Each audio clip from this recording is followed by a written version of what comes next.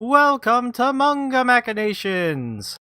This is episode number 462, and this week we're doing a one-shot on Kyoko Okazaki's River's Edge.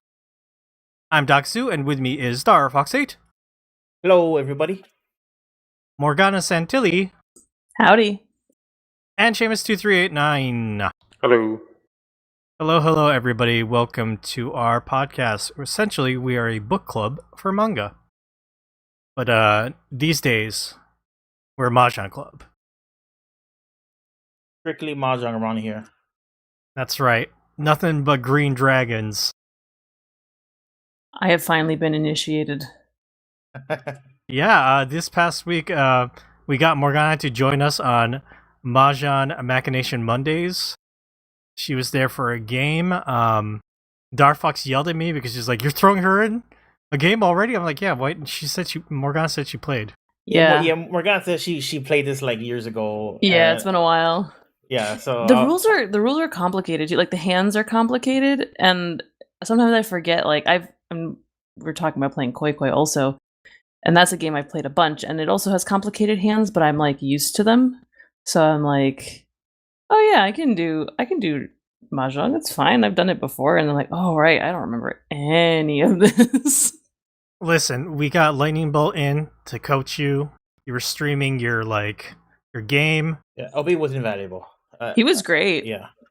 Thank you so much, Lightning Bolt. He was really good teacher and very it was a very positive learning experience. He was very encouraging. Yeah, unlike Christine, takes you more. No, that's not it. It's 'cause Christina Lightning also Bolt- helped. Yeah, Lightning Bolt was giving all these weird hands or weird ideas, or like, wait on this thing, they won't expect it. And Christine's more like, you should probably do this other thing. It probably might be No. better. I was referencing when Christine coached me, and she made her match when she coached me because I wasn't getting it. Oh, that. Oh, yeah. Yeah. No. She was like both Obi and Christine were giving really good advice to Morgana. Yeah, but we had fun playing a four-way game between all of the hosts here. I won that game. I Went didn't well. lose that game. You did not. I almost lost that game until the end. Thanks, Star. That was like a miserable game for me. I think like I just You didn't win a single. yeah. I had nothing going on. There was zero cooking happening. Yeah. After Darfox and Morgana left, Seamus and I played with Lightning Bolt and Christine, and we played with the short time limit. So we got through like 2 games in like 40 minutes, I want to say. It went real fast. Wow, yeah. Our game was like an hour Yep. longer. But it was still fun. And we hope you'll join us again, Morgana. I know you're busy with the baby, though. Yeah, I will. I would like to do it again. I will. I'll see what I'm up to on Mondays going forward. I'm going to start work in a couple weeks, so I'm kind of nervous about adding more things. All right, we are recording live over on our YouTube channel, youtube.com/mangamactv. We got Chris from Canada in chat saying hi. Tyler asking when Manga Mac go Tuesday. I don't think we're going to do anything on Tuesdays. Tuesday is when the Lord rests. Darfox is either watching a Chinese movie or he's watching Romance of the Three Kingdoms with me sometimes, so. I actually this is exclusive content for the YouTube stream. Hold on. Oh, Darfox is on stream, so if you go over to our YouTube channel, you'll see Darfox's beautiful face and his gorgeous hair. Okay, what is he reaching for? I'm looking at this paper I printed, and it doesn't have anything specific. I wrote it very vague, but I'm really bad with time management, and I think it's partly because I think I have undiagnosed like attention deficit disorder. We all have it. Yeah, I'm pretty sure I do too. I think our generation. I think a meteor flew by the Earth during our generation and just zapped us with it or something. But I basically said, let me just hunker down and actually like lay out like a whole week for half an hour and see like if I can make myself more productive. And it's not just productive. It's not just like my side hustle, which would be this podcast, but also like I buy games and I don't play them. It's like just enjoyment stuff, which is the bad part when like you don't enjoy the stuff you used to enjoy anymore either. That's when you should think about like what's going on. But I here is my week mapped out. As you could tell, like half of that is covered by work because that's how our life is. But right now I have mahjong scheduled on Mondays from 8 to 10, and kung fu scheduled from Mondays 8 to 10. It's not going to work out that way. It's going to be 9 to something. And of course wrestling on Wednesdays from 8 to 10. And then Three Kingdoms right now tentatively scheduled on Thursdays from 8 to 10. And then Friday I have it all blank. Friday is the fun day. And then Saturday is obviously like there's not much there except there's a big fat glut of podcasts right over there because we never know how long we're gonna go. So yeah, I did this like a week and a half ago and I didn't really implement it this past week, sort of. So we'll see how hard I can I don't know work at this because it looks like there's enough time during the day to do stuff, right? But suddenly like nothing happens and I wasted a day. So It's amazing how quickly time goes. I was like, oh, I'm going to be on maternity leave. I'm going to get so much done. And obviously, like, I'm taking care of a baby too. And I was like, even giving myself grace for that, right? I was like, yeah, so much will get done. And I'll be like, doing things. And I'll get like a certain amount of stuff done. And then I'll be like, oh my God, it's already 2. In like 2.5 hours, I have to go pick up my daughter at daycare. Like, what happened to the rest of the day? It goes fast, like, kind of no matter what you do with your time. yeah. Well, we could be playing Koi Koi. Because I We did start could. playing Koi Koi this week, Morgana. You were talking about it. I found a website that works.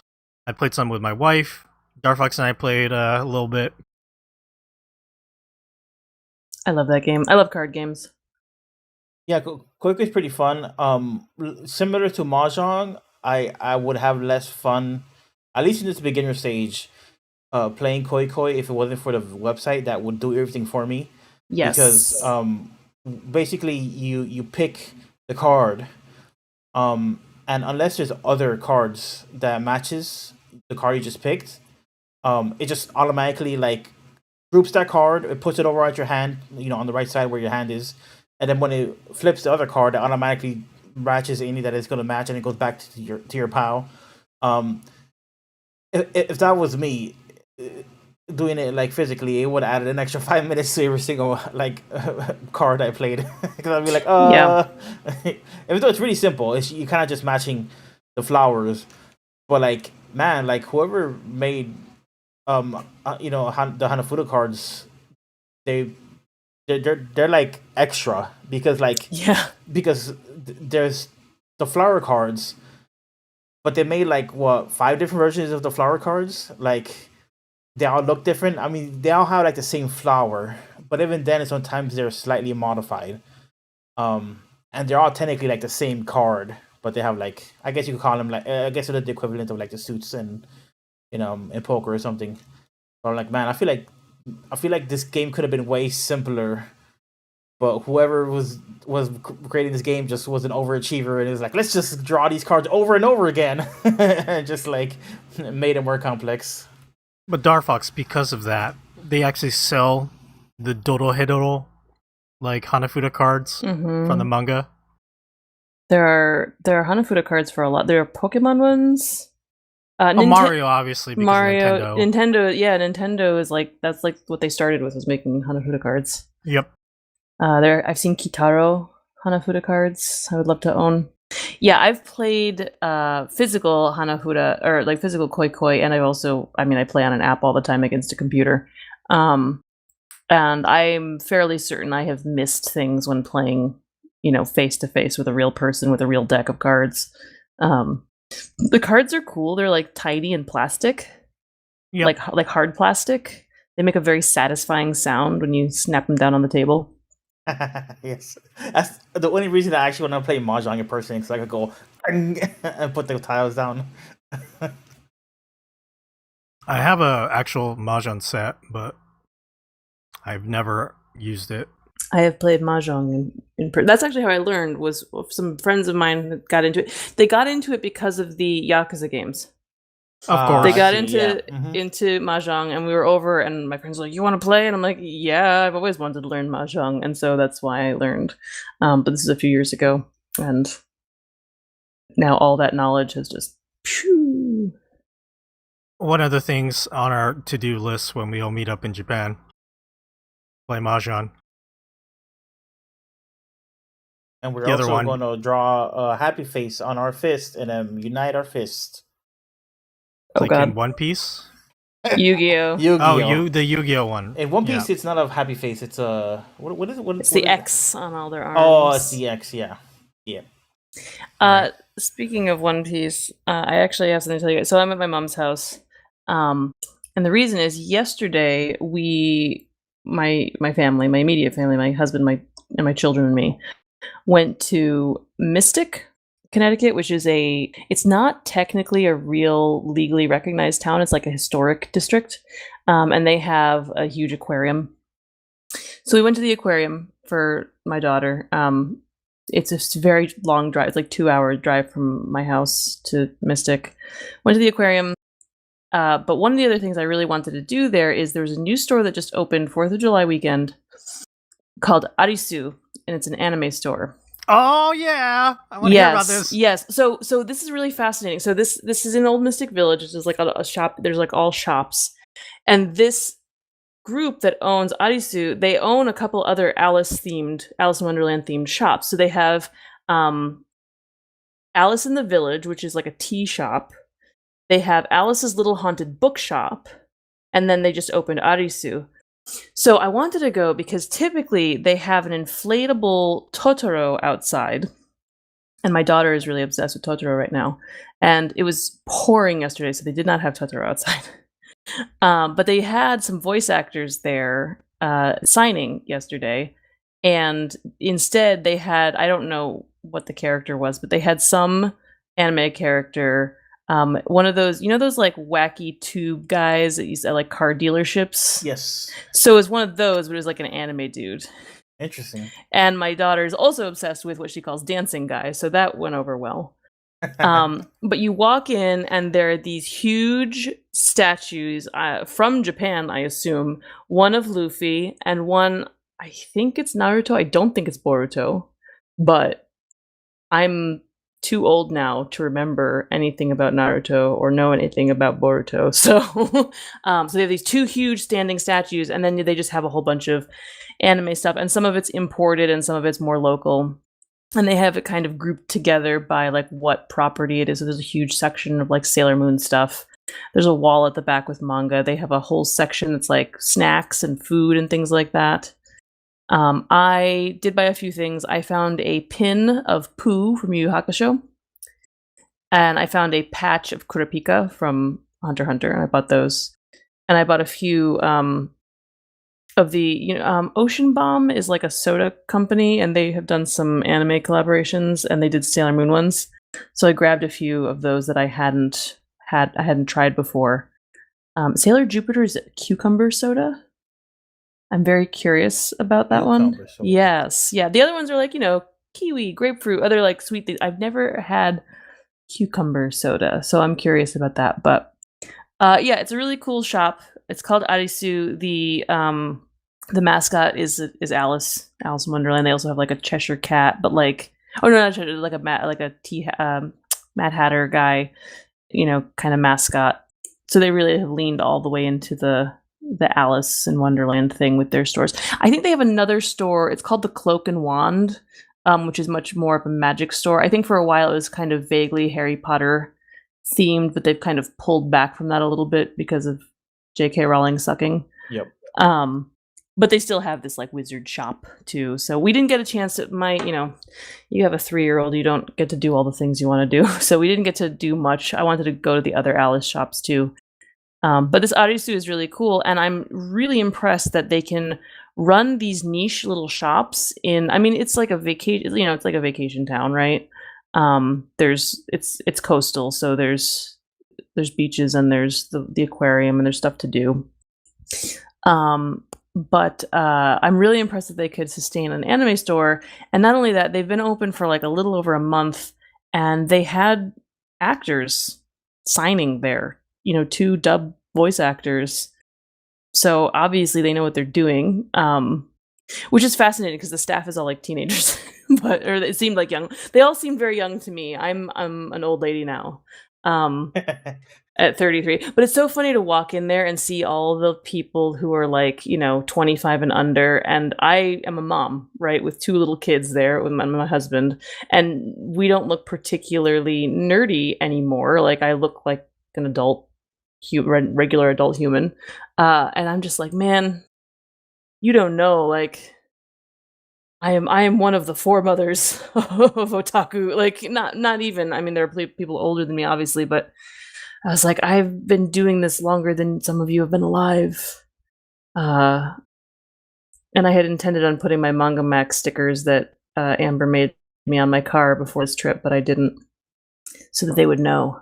They would know who I was. But yeah, it was very fun. I hope to go back, but it's a very, very long trip. It's 2 hours from my house to Mystic, and then from Mystic to my mom's house is another hour and a half. So we were in the car for a long time with little kids, which I didn't think that went through very well, but That's one thing I don't miss is long travels on the mainland. yeah, and it's like, oh, it's only a couple hours. You can get like pretty much anywhere. But it's a long drive when you have like a cranky 3-year-old and nobody slept well the night before, and like, but we had fun. Anime shops still seem magical to me, mostly because when I grew up, they were so rare. I know, right? And what else is funny too is like, part of me is like, oh, I've been doing this all my life, and then there's part of me that's like, I only recognize a handful of these things because I'm too old. Like, I'm not the demographic. I keep talking about how old I am, but I've really felt it. Like, I'm not the demographic for a lot of these new series. Like, there were, they had a very small amount of Yu-Gi-Oh!, Yu Yu Hakusho, Hunter x Hunter, like things that I recognize. I recognized other things too, but I'm not like into them, right? They had like Sword Art Online, which isn't even that new, but like I feel like it's new because it happened, over a decade ago. I don't know. Also, like a poster child of like a lot of the new stuff, like isekai, like right. The current trends, kind of representative of it. So yeah, it's funny. It's because when I go into any other pop culture store now too, like Hot Topic or I don't know, whatever else exists, and they have anime stuff now. First of all, there's me going, oh, holy shit, they've got anime in like a mainstream mall store. That's wild. And then there's a part of me that's like, I don't engage with any of these properties at all, almost at all. And then you buy another Family Guy cap. I guess I'll get another Stewie cap. I'm in here. I gotta get something. Yeah, I really seem like the kind of person who has multiple Family Guy caps. Yeah. Oh yeah. No, I usually buy nothing, and I'm just like, ugh. Did I tell you guys about like one of the most recent time I went to Hot Topic? They were playing like pop music. This sounds familiar. Yeah, I think so. I was like, the fuck is going on? What happened to you? How the mighty have fallen. And I say this, I've never really shopped at Hot Topic. It was always, even as a kid, I was like, this is kind of mainstream. But at least they played like, I don't know, the Misfits or some shit. Like, I was like, what is this? What are you listening to?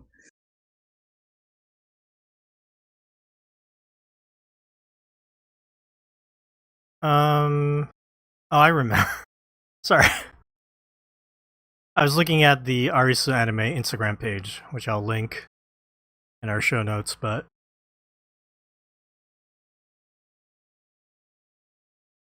I was gonna read an email. Let's do it. We didn't read one last week, and I have one here from Tyler. His email is titled, Most Iconic Item in a Manga or Video Game.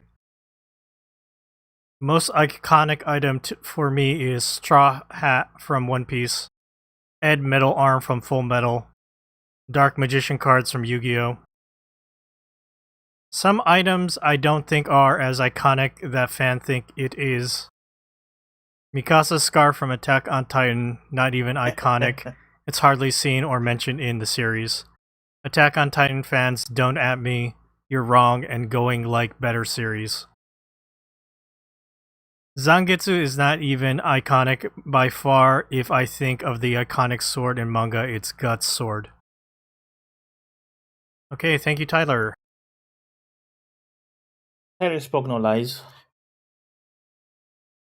I don't know. I don't think Dark Magician is like the iconic card from Yu-Gi-Oh. Well, I would say, I mean, if you're talking Yu-Gi-Oh, like It's Dark Necrofear. well, no, I was gonna say the Millennium items, like the puzzle.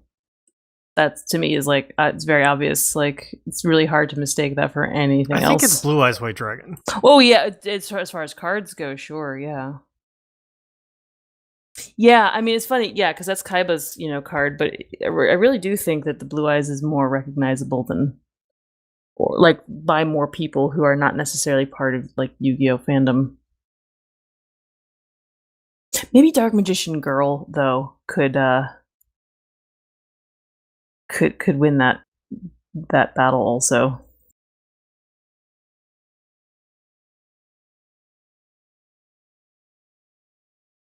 Iconic item. The Shikon Jewel from Inuyasha. Is it even? I don't know. And any show like shards. Yeah, any Magical Girl series. There's all kinds like Sailor Moon's transformation brooch, or the wands, or yes, Sakura, Cardcaptor Sakura, her wand.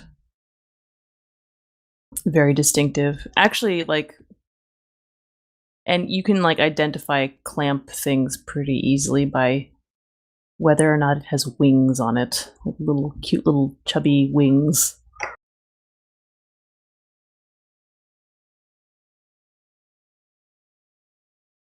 I think a pretty simple one would be a Pokeball, or just like tons of Pokemon stuff. Although those came in video game form first, I think, but it's hard to reckon or to mistake that for anything else. I know somebody mentioned Tyler mentioned the sword, and my first thought was Cloud's sword. His in Final Fantasy VII, and I was like, oh wait, no, that's a video game. Yeah, We did say video game as well, but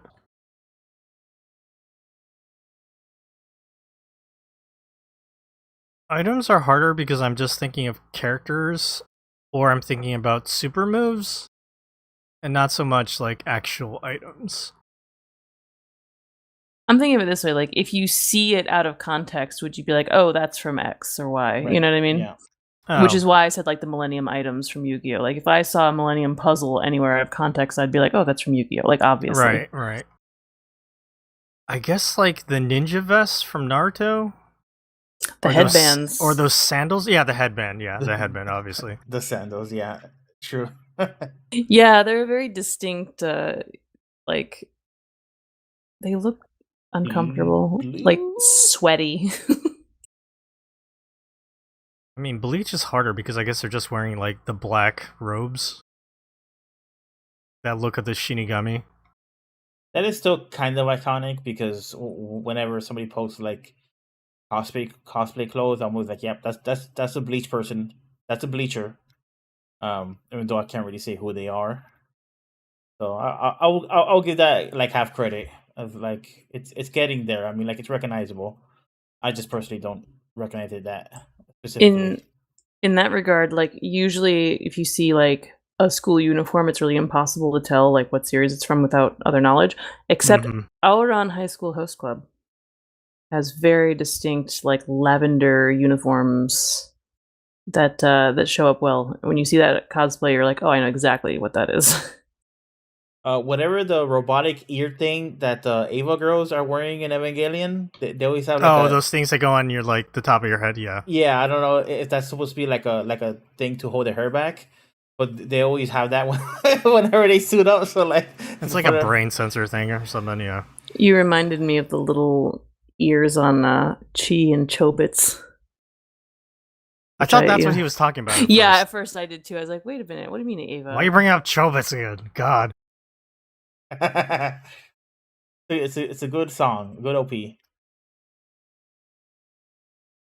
Is Metal Gear the most recognizable thing from Metal Gear, Dar? There's a lot of minutia Metal Gear that's very iconic. But the thing is that most of it is like military items and stuff, and out of context you wouldn't be able to tell. In context, you could tell they're Metal Gear stuff. So yeah, I guess like the mechs, but it feels like choosing a mech is cheating because it's so big. You know, like you could say a Gundam is iconic. It's like probably one of the most iconic things ever. But like it kind of feels cheating to choose a Gundam. Oh, I have a side story about Gundam stuff, Morgana. Oh. This week, From Software's new video game, Armored Core 6, came out. They're the people who did Elden Ring. Yeah. This is a Armored Core is a series about mech fighters and like fighting in a mech. It's more like a straight Armored Core game. Is this the one that like crosses over different properties that you can like? Because I feel like I've heard about this before. It's an older series from like the Yeah. PlayStation 1 era, so they haven't had a new game in a long time, and they did Elden Ring, and then they're like, we're gonna go back to Armored Core, and enough people like Elden Ring, so this will probably sell pretty well. Anyway, you can build robots in this game, and so I immediately spent like several hours being like, which Gundams can I make in this? At least, how can I color code them to look like a Gundam or something? I made a pretty good gun tank from the OG Gundam, but I've been trying to make heavy arms from Gundam Oh, Wing. Heavy Arms. Heavy Arms is.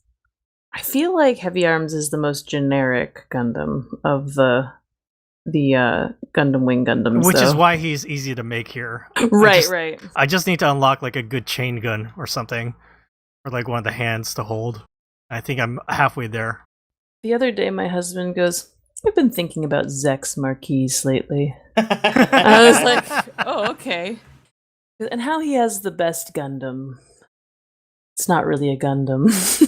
I was like, yeah, it's the tall geese, right? And I'm like, wasn't that Trey's first? And yeah, so I was like, reaching back into my dusty memory about Zex Marquise, because he is not my like most important character. Well, actually, I take that back. I like Zex a lot. I don't care a single bit about his like fighting or his Gundam or his weird relationship with Trey's. I just like kind of him and Noin and his I mean, but like I've seen Endless Waltz far more times than I've seen like the whole like Gundam Wing series. So most of my like when I think about Gundam Wing, I mostly think about Endless Waltz.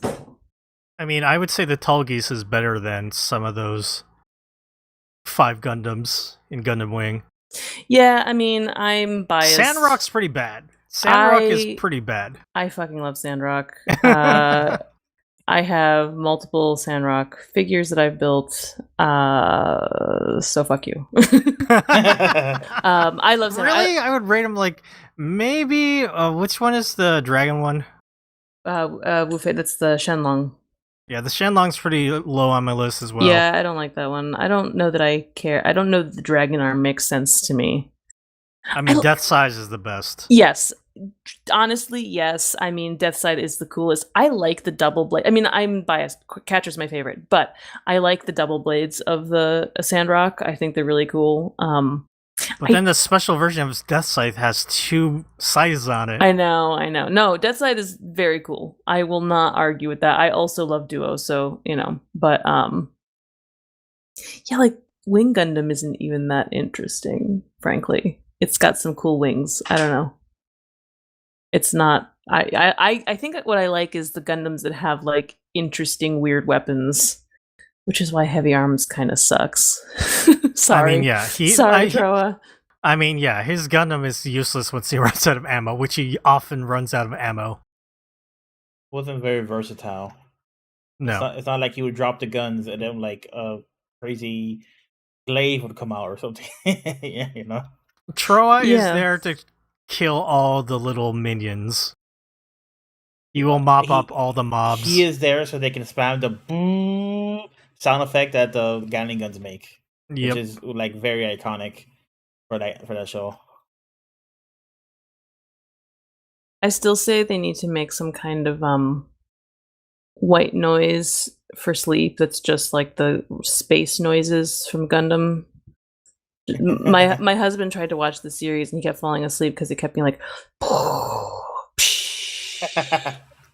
like just, you know, gentle, like space robot hydraulics.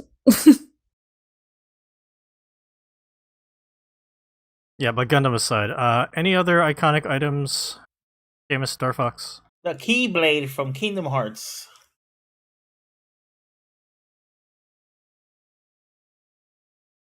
I don't think any one of us here is like a Kingdom Hearts person. But if you saw that Keyblade, you say that's Kingdom Hearts. Yes, I would.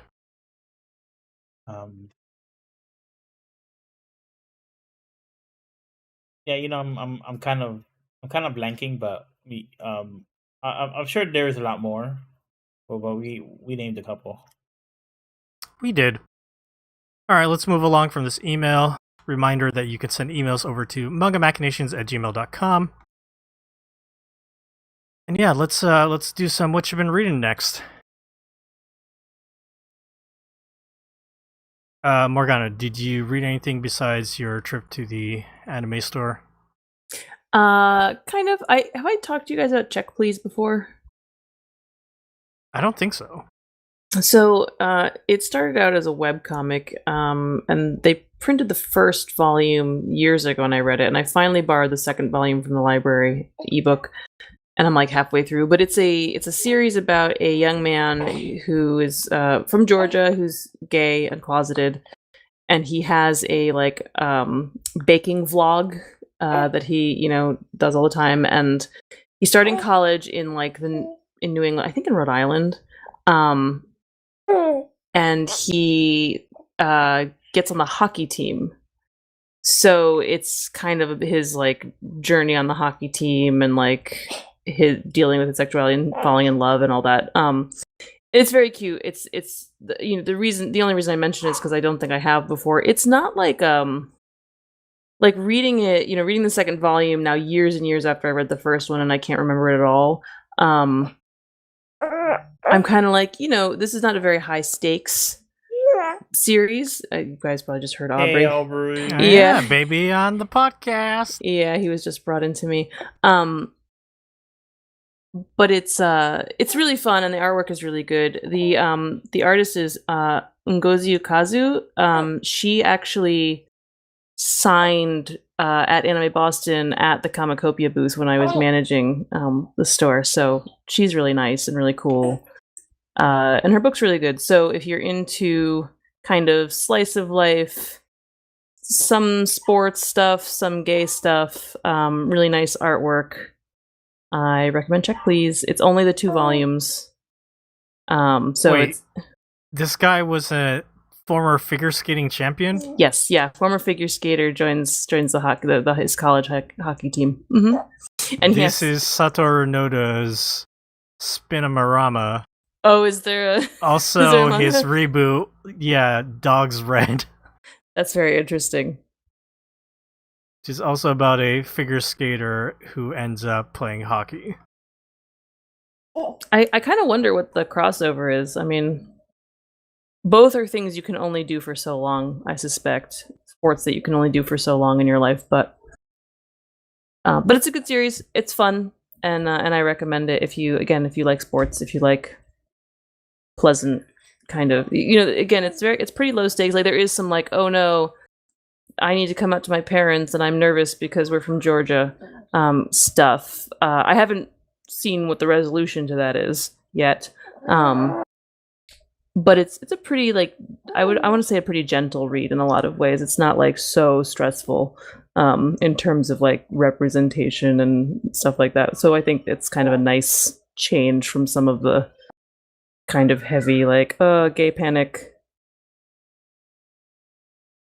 But yeah, I'm like halfway through. They're long. They're like 400-page graphic novels. So I'm like halfway through because I read when I have time at night while I'm crocheting. But I think that's all I've read this week other than River's Edge. Yeah. Very nice. Let's turn to Seamus. Not really. Are you just planning for your trips?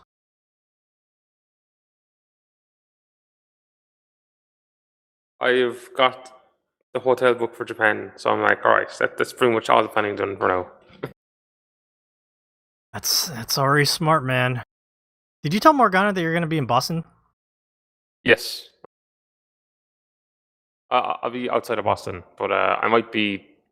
I think I'm only like flying in and out for like a couple of days. But I think the second time in September, I might stay a few more days. Because they have offices there anyway, so I'm like, all right, so I can actually do stuff there. Yeah, you should go Yeah. now when the weather's good. Yeah, fall is nice. Fall is really nice in New England. Don't come in like December, January. Don't come in January, February for sure. Avoid it. It's terrible. He's in Chicago. He's already going to be dealing with it. Fair, that's fair, but don't double your pain, I guess. Different kind of terrible. Darfox, anything for you this week? Kind of. I have book less that I read, but more I attempted to read, and I'm kind of go back to it later. We might have actually talked about this book once upon a time, a long time ago. Here, let me switch it over. Hold on.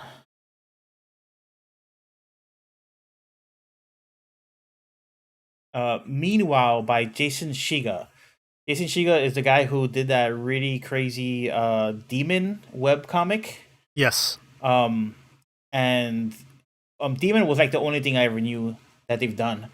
And I was at the library and I came across this book and I was like, oh, like I instantly recognized the art because he kind of draws like this main character. And I was like, this is Demon guy. This is Demon, and Demon is a really trippy book about like essentially somebody who's immortal and they can switch bodies. And it kind of it's one of those stories that really plays with like morality and like what kind of person or being are you if you can't die, and also like what are you capable of if you're immortal and like basically lose touch with all your humanity, that kind of thing. It's kind of like it doesn't look heavy, but it's kind of a book that deals with a lot of heavy ideas and like dark themes, and a lot of like dark humor, a lot of weird goofy stuff happening around people dying and stuff like that. So I picked this up not knowing what it was, and it's a choose your own adventure comic, but it's drawn like Jason Shiga must truly just be insane. I have an image, not that one, this one. So I have an image up on the stream. Basically, the book has like a bunch of tabs on each side of the pages of the page spread, and you follow the line off of your choices to the tab, and use that tab to go across the book to the page to continue your choices. Oh wow. So it's What the really fuck? it's really wild. I stared at it. First of all, I stared at it for a good 10 minutes just to figure it out. Because first I was grabbing the tab and turning the page over to the new page, but that's not how it works. You're supposed to I guess I would describe it as scooping your finger over the tab and turning the page that's on top of the tab.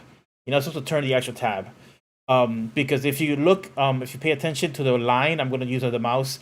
The line of the mouse, or sorry, the line goes off the page onto the tab, and then it turns back onto the page that's connected to the tab. So you gotta turn to the page with the tab. So it took me like a minute to figure it out, because at first I was turning the whole page and being lost. I'm like, wait, this doesn't actually make any sense. Where am I? And it's a really quirky story, kind of like you expect from the guy who made a Demon. It starts at a ice cream shop, and the first choice is, do you want vanilla or chocolate? And I think if you choose vanilla, it just ends. The story just ends. Like he walks home eating the ice cream, and he gets home, he's like, "Hey, Dad," and then it just ends. But if you choose chocolate, like it just goes way off, and it just creates this gigantic web of choices that include a time travel machine, which complicates it even more, because there's a part, I think, in the story where you're time traveling and altering events that have already happened. I'm not even sure how the book handles that. I really don't know. Like I said, I read the book for a good like 30 minutes, and I didn't get very far at all, because it's a very kind of like you really have to invest your brain into this one. But it's really well done. It's really interesting. and it's basically just Jason Shiga just playing with all of these like really weird ideas. And again, it gets kind of weird and dark and kind of existential at times. So kind of like fair warning, it looks very kid friendly, but it might get kind of dark the same way Demon does. But I don't think it gets anywhere as dark as Demon. Demon is actually like kind of an upsetting book sometimes. This I can't really tell yet, but it just seemed like it was a fun time. I have another page pulled up here where like you can see how it kind of just plays with you. Where he's literally flipping a coin to figure out what to do next. And it's like not making it easy for you to follow which way the coin falls. Because the lines going to the next choices are all squiggly out and stuff like that. So, really cool book. Really recommend people looking at it. I unfortunately didn't read through all of it because it was kind of hard. Yeah, it looks like crazy.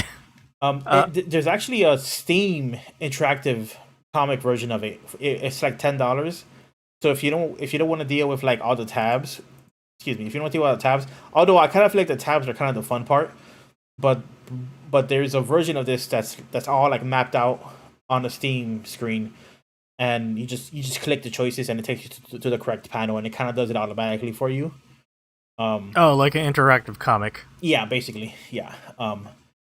It's all like all the pages are like mapped out onto like a massive map, I think. You just go dance around and connect the dots, basically. But yeah. Oh, it's available on the App Store as well, the Apple Store. Okay, yeah. So it's a mobile, yeah. Yeah, like It's so cool though. yeah, high recommendation for like high concept, really fun idea. I don't know how long it took the dude to just like draw all these lines and map everything out. It must have required a massive amount of work. This sounds like Dark Fox. Do you remember like we were watching a YouTube video about a Doom wad, My House? Yes, based off of the House of Leaves. Is that what the book is called? Yeah, that's a book. That's a book. Have you heard of this book, Morgana? House of Leaves.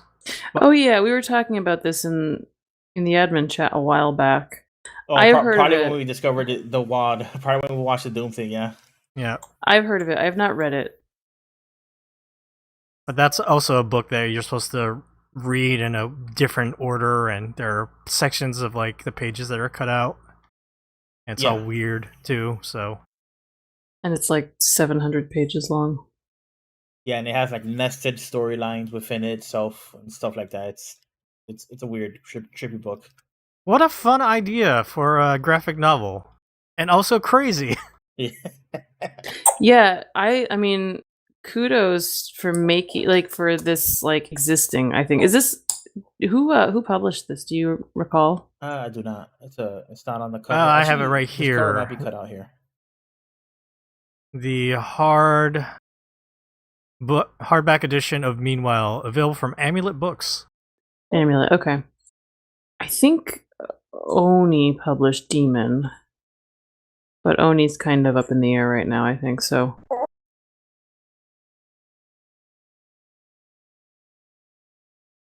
That's great, Dar.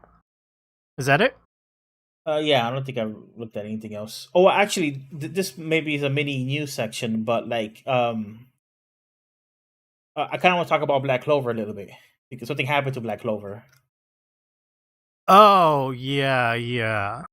And you predicted this, by the way, because there was scuttlebutt on the internet because Black Clover art was removed from like a banner or something, so people were like, "Oh, is it going to get canceled?" Yeah, there was some kind of Twitter post about it, and I like scoffed at the idea of them actually canceling Black Clover. Yeah, you're like at most they'd switch him to like a different magazine or something. Which is what's happening. Black Clover is moving off of Weekly Shonen Jump over to Jump Giga. It's the same thing that happened to Gintama when it was struggling to meet its end. But like, it's kind of nuts. The difference in publishing schedule, because Jump is obviously weekly, but Yuki Tabata, I think that's the name of the manga, does Black Clover, or Yuki Tabata. They haven't like kept up a consistent schedule. Like they usually weekly, but they miss a lot of weeks. But now I think isn't it like 2 or 3 months now? Like the schedule of release, it's a lot. It's like he's not just going like bi-weekly or monthly. He's going like really. He has like a lot of time now to work on his stuff.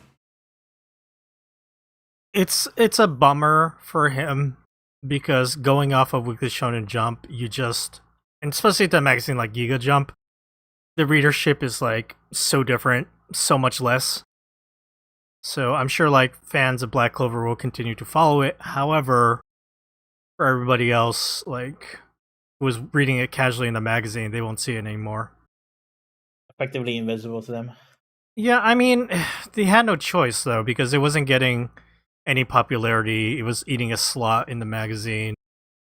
It made sense to move Gintama off the main magazine. Same thing with this. The funny thing is, like, My Hero Academia is essentially almost in the same state, but that still gets enough popularity. Yeah, so they, even they though ain't that's never moving that off of Jump. it's way too like popular, even though it's also like every other week at this point. I kind of, maybe I'm just being way too optimistic about it, but I kind of see it as like a positive because like, you know, even though Black Clover was really close to winding up or finishing up, like there was still plenty of story left to be told. That's the way how these shonen stories go. There's just a lot of shit that's going to be happening in this final fight, and it would have really just tore Yuki Tabata apart. Like, and like you said, it wasn't getting more popular. If anything, it was just like hemorrhaging popularity. So it's like whatever, like let that spot go to whatever other book, and the Black Clover is going to hopefully get to finish at whatever pace it gets to finish because. Oh, I think you don't have to worry about that. The thing Yuki Tabata needs to worry about is how many copies he's going to sell now. So I think Black Clover is good enough that, or popular enough that like, unless they've been really bad with the money, like I'd be shocked if they haven't earned like a pretty penny by now. I mean, in general, it's a bummer when something that was very popular has like dwindled as it's approaching its ending. My problem is I don't know why. I feel like Shonen Jump hasn't learned this lesson that you need to like stop something instead of keeping it going and going and going until it dies. Like they'll never learn this lesson, Morgana.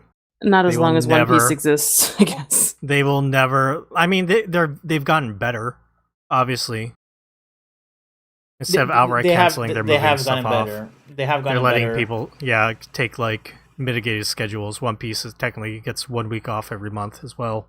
But the real scary bit for them to truly learn this lesson would be to make Shonen Jump not weekly, which is never going to happen. Yeah, I feel like that will never. They ever already have other magazines for that. That's why. But like, so you know, like it's okay for some people to kill themselves, but not others. You know what I'm saying? It's a weird double standard. It's not really good. It's not really okay for anyone to kill themselves over this, to be honest. Yeah. So like, truly, is weekly manga. It's such a classic nostalgia, romantic thing about manga and about what's, you know, every week you get your chapter and it's super exciting. And I still feel that excitement. You know, I understand, and Lord knows probably young people feel it way more than I do. But is it something that should have died off by now? Is it something that shouldn't even exist now? I think part of the problem is that as time has gone on, storylines in weekly manga have become more complicated. It's not like you're, you know, and art styles and everything. I mean, and I don't want to discredit, you know, the Shonen Jump of the past. I'm sure that was complicated too. But as we move on and readers are looking for more complex things or more, you know, cause, you know, you read some of the, and these are not Shonen Jump, but you like read, you know, Cat-Eyed Boy, right? And it's kind of like simple in some ways, like it's very like basic in terms of like storytelling. people would not accept that now, right? You need something more robust. And I think like if you want that level of work, you need that level of time. You know, like you can't do the same level of work on the same amount of time. It's just not feasible. But also they just need to stop like making these stories last for hundreds of volumes. I mean, you see it, you know, in sales after volume 10 of a series, sales start to drop because people aren't sticking with it anymore. You just can't keep people's attention that long anymore. Unless you're One Piece, I guess. I guess, but even that, I mean, it sells well, like don't get me wrong, but I can't imagine it's like, well, I don't know. One Piece is kind of its own weird thing. It will be really interesting to see what happens to Weekly Shonen Jump when One Piece ends. In 20 years. I can see it ending in 5 years. We can only hope. Speaking of One Piece, you're all hyped about that Netflix show. It's coming next week. I don't know if I'm hyped, but I'll it? definitely watch it. It comes out next Friday, Morgana. Oh, just in time. My husband's birthday's on Saturday, and he loves One Piece. It's 8 episodes. It's gonna just cover the beginning. Well, it's gonna get to Arlong Park, so. Oh, okay, that's pretty. It has to cover the introduction of everybody. Yeah, all the main Sanji, crew. up to Sanji. Yeah. And interesting. Do all the work with them because they all have their kind of like their little, like I really don't want them to shortchange Usopp's story of him being like a tall tale, right? Know, like a big guy or not a big guy. Well, what am I trying to say? Somebody who tells tall tales. Is there not a liar? Descriptive? I didn't want to say liar. Yeah. He's like a Hulk Hogan. He's a Hulk Hogan. He's like, listen here, brother. I used to go over here. Nobody is like that evil. Oh, I mean, in telling tall tales. Don't do Usopp dirty. Yeah. Usopp is a sweet boy. He is. I have to say, so I saw the trailer for the live action One Piece, and I don't know that I had very high expectations, so I think it doesn't look that bad. I don't know if it's going to be good, but I think it won't be the worst. I've said this in voice chat, just chilling in with Dagazu and people, but I'm not sure if I said it on the podcast. I must have said it on the podcast, but I'll repeat it. It looks a lot like Cowboy Bebop. I feel like in like just the way it's filmed and some of the set dressing, which would be kind of a negative, but like I actually like all the stuff in Cowboy Bebop. What I didn't like in Cowboy Bebop was the writing and the way how the story was laid out. Yeah, but I like the casting. I like the production. Sometimes it looked weird and cheap, but I was fine with that. I thought it looked good. I thought it was interesting and entertaining. So all that stuff, because this is supposed to be the same production team, like the same studio that did the Cowboy Bebop that's doing One Piece. So it makes sense that it all kind of looks similar. Just like a similar layer of fakeness that's kind of heightened with One Piece because it's all like One Piece is really cartoony and weird. So like I'm cautiously optimistic that like the writing is going to be better, or they're going to yeah. Well, Eiichiro Oda has been heavily involved with this. I can't say the same for the Cowboy Bebop guy being involved with like the live action one. So my guess is going to be a very faithful adaptation, which is kind of a bummer in some ways, like because they're not going to really like. I feel like they're going to play it safe, Dar. So I think it's going to be fine. That's my guess. Well, playing it safe might mean many different things. You're saying playing it safe as far as like how One Piece fans might interpret it. Not really messing with the storylines, not really messing with the characters too much, not trying to write a weird fucking subplot that didn't exist. Okay, so in the original. I I think, and I understand I understand what you're calling it, playing it safe, but I think that's not playing it safe with like general audiences, because that's their fear, and that's why they fucked up Cowboy Bebop, because they're like, oh, let's turn this story about Vicious and Spike into this season long mystery box. How all TV shows work. All TV shows have like those mysteries that they're very slowly unfurling, and they fucking ruined Cowboy Bebop doing that shit. Like, that's what I feared they would do to like One Piece, is also just like turn it into a mystery box show somehow. But like, if they don't shave off the weirdness, and and we've seen in the commercial the buggies in the show, and they have the weird sea monster stuff. So like, what they really can't do is shave out the weirdness, and just let general audiences deal with it. You know, like, they're gonna be like, what's with this weird like show with a clown that his body comes apart and flies around, right? Playing it safe, in my opinion, would have been getting rid of Buggy, or making him like a gritty Joker like Buggy, where he didn't have any superpowers and he was just a Joker, but a clown pirate. You know what I'm saying? That's not what Can you imagine? Yeah, I could imagine, actually. That's the sad part. I mean, just based on the trailers, we know that's not true, though. I mean, the premise of One Piece, you have to have Luffy be a person made of rubber. It doesn't work otherwise, so. I am cautiously optimistic. I think this is going to sound weird when I say this, but I think Netflix needs this W, because Netflix just sucks with anime stuff so much. There's so little faith in Netflix doing anime stuff. But Netflix still has a huge I think Netflix still has a pretty big influence on like a lot of mainstream anime like taste, because a lot of shows get discovered on Netflix. So I don't know. We'll see.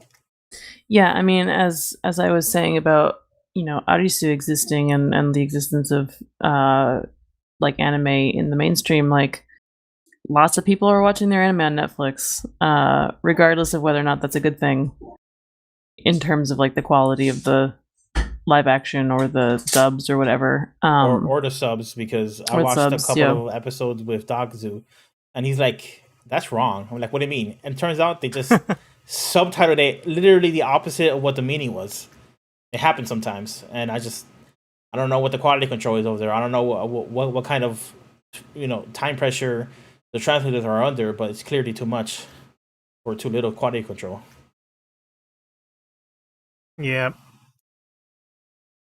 Right, but I'm sure we'll talk about it next week, Dar. After it comes out.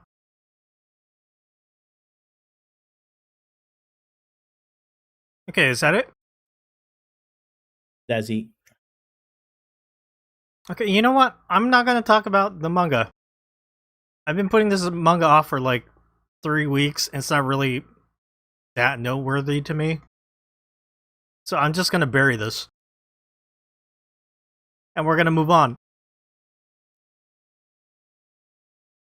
Now we want to know what it is. I know. You'll never know. Way to bait us. Somebody writes into their email and really asks for it, maybe I'll mention it.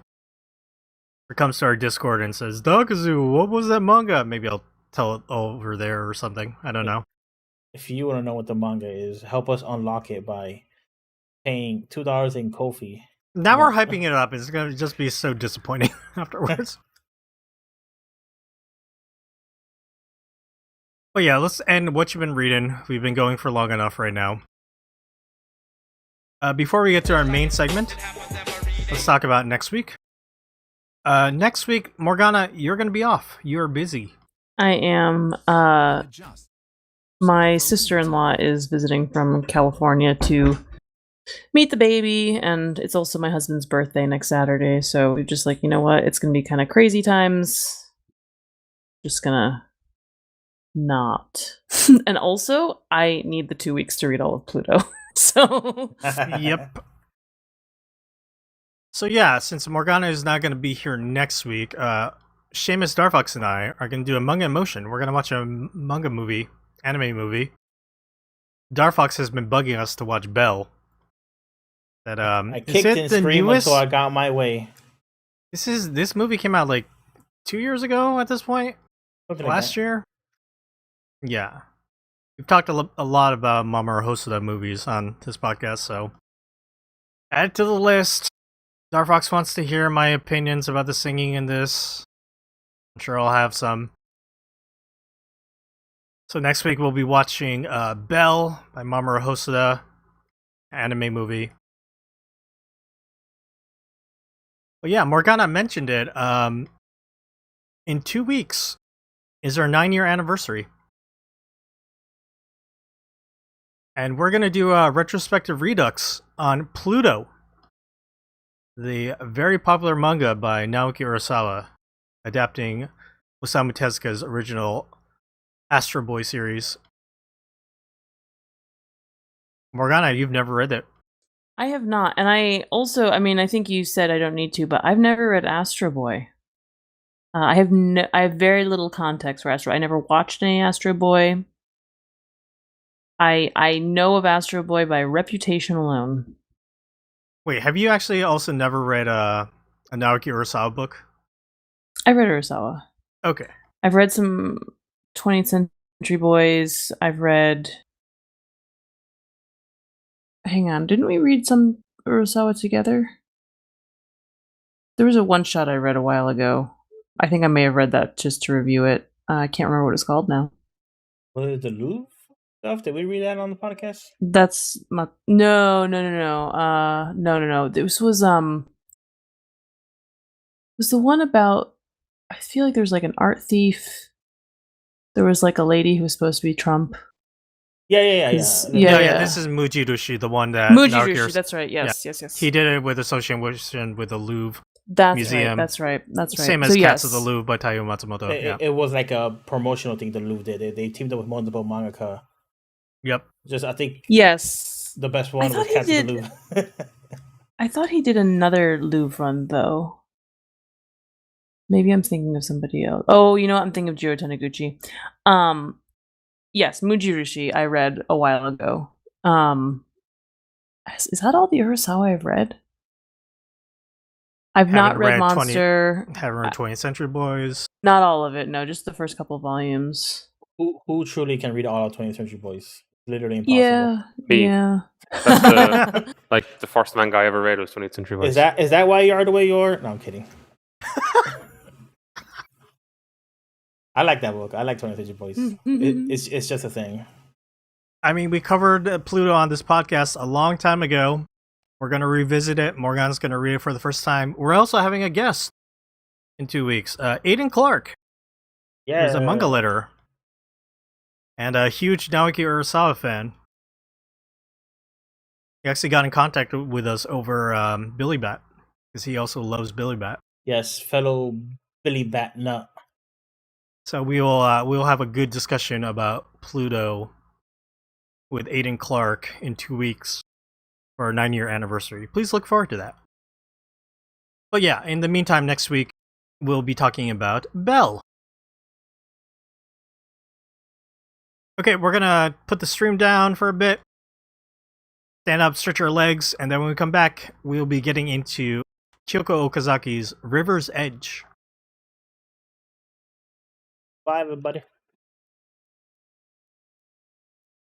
Okay, everybody, we are back. It's time to dig into our main segment. We have a one-shot retrospective review of River's Edge, a manga by Kyoko Okazaki. She did it originally in 1993. Published in QT magazine by Takara Jimasha. English edition was put out by Vertical. So now it is Vertical's gone, right, Morgana? So they're an imprint of Kodansha. I don't really know what's going on with them. I don't think they exist separately. I think they're kind of the same thing. Most of their stuff goes on the Kodansha USA website, but River's Edge isn't on there, so... Yeah, I don't know what that's about. I mean, this book just came out recently, so maybe they're just having some technical issues. But let me get the localization creds here. Editor, Ajani Oloi. Translation, Alexa Frank. Production, Risa Cho. Pei-Ann Yeep. Lorena Mappa. Proofreading, Micah Q. Allen.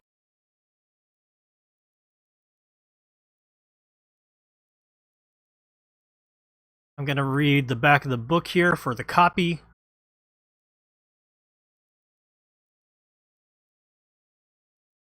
At the edge of the city, not far from the sea, a field of goldenrod sways in the breeze, its veil of amber flowers obscuring secrets underneath.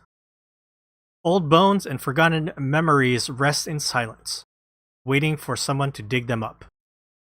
This is where the lives of 6 young men and women intertwine in ways both tragic and extraordinary. Decaying secrets are revealed as they forge friendships from pain, find betrayal in pleasure, and stare into the face of death itself, in a field of gold by a stagnant river under the smoke-filled skies. So this is a book that Seamus read first. Seamus, where did you hear about this? I don't know. I think I heard about it a while back. Maybe when they announced the English translation, because a lot of people were like, "Oh shit, it's finally been translated." Right, because this just came out this year. You had originally read it last month, I think, and then you didn't want to talk about it until Morgana was back. Like, let's wait for Morgana to get back and maybe do an episode on it. Correct. Well, let's start with you then, Seamus, because you read this book first. What did you think of Kyoko Okazaki's River's Edge? I really liked it. It reminded me of someone wrote this review. I can't even remember of what. I just remember there's like a line from it. It's like, or a paragraph where they were like, things, movies from learn from comics, or comics can learn from movies. Like one of them was, and I can't remember which way it was like a story simple enough for a teenager to understand, but morals or ethics they cannot. Feel this is like, or was it morals or ethics?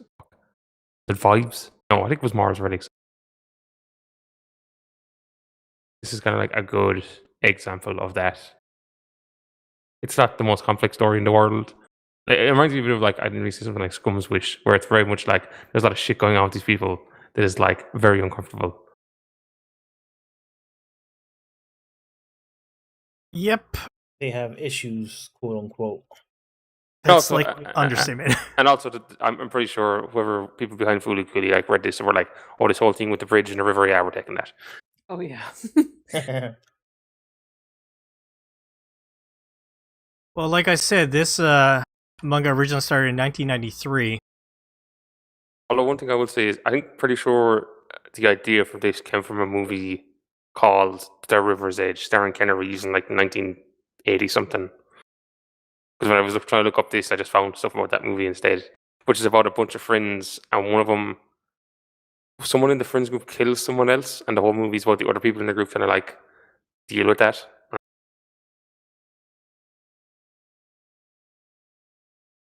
That movie is from 1986, so that could check out.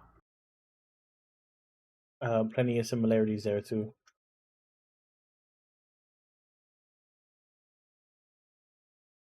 You know, if Seamus came on this episode and was like, I didn't like this book, I would have been really surprised. Because all I could think while reading this book was, I bet Seamus really likes this. It's miserable, so Seamus must love it. No. Yeah, what did you think, in Morgana? this case, he can be bothered for teenagers and their problems. Right? I also enjoyed it, but I was also reading it like, oh yeah, this is definitely Kyoko Okazaki. There's like misery and weird sex things, and everybody needs therapy. Definitely Kyoko Okazaki. Which, I mean, one of the things that's appealing about her work, aside from like she has very distinct artwork, she's doing something very different from a lot of what we read typically, you know? We being like us in the United States, not us on this podcast, we are very discerning manga connoisseurs, obviously. But you know, it's I'm again, and I say this all the time, I'm happy that this exists in English because yeah, like it's finally being licensed. It's finally like more Kyoko Okazaki, more work by women, more weird, niche, uncomfortable, moody bullshit by women, which I think is fun. You know, I'm glad it's here. I definitely would not like blanket recommend this to anyone and everyone, but I'm glad I read it. I love her artwork. I do. I love her weird art, and it feels like the 90s in a like this very positive way. I don't know how to explain that, but it makes me happy to like see something that looks so distinct and look. I mean, like, I feel like every time we read something old, I'm like, kids these days can't draw. Everything looks the same. But that's how I feel. Like this is like I know this is her work. I look at this and I'm like, oh yeah, that's definitely Kyoko Okazaki. I recognize her work anywhere. And there are absolutely modern mangaka who have very distinct artwork. That's not. I don't want to belittle the people making art, but there's also a lot that looks exactly the same. That is indistinguishable from each other, and that's one of the nice things about, you know, and one of the things I think Vertical as an imprint has always been trying to do is kind of offer that kind of niche stuff that is distinct, that is kind of easily defined as its own thing.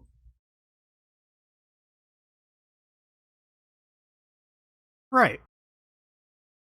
Dar, I'm gonna turn to you next. Right. What did I think of River's Edge? Yes. That was garbage. No, I'm kidding. I liked it as well. I thought that oddly enough, I found the art a lot more appealing and cuter than I was expecting to. I think the only thing we've read from Kyoko Okazaki was Helter Skelter, right? Yep. And Helter Skelter, the whole prime premise of the book is the an actor is going through like all these cosmetic surgeries to the point where like their body's falling apart. But there's this element of like body horror in Helter Skelter that's kind of like really kind of disturbing.